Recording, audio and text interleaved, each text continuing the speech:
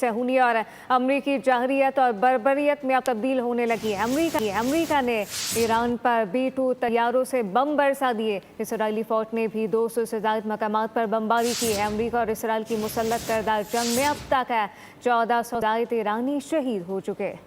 جبکہ لبنان میں اسرائیلی جارحیت سے شہادتوں کی تعداد 717 ہو گئی ہے۔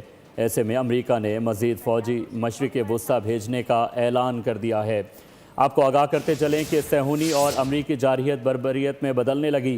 امریکہ نے ایران پر B-2 طیاروں سے بم برسائے۔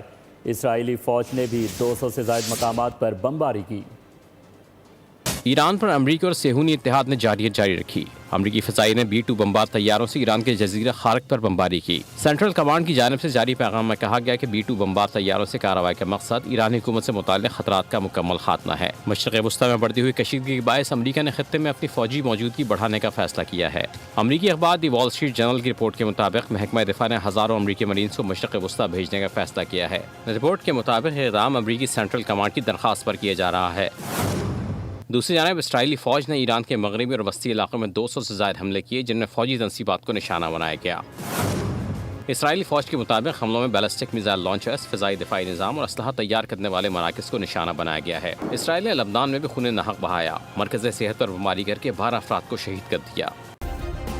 سبسکرائب کریں اور بیل دبائیں تاکہ کوئی خبر رہ نہ جائے۔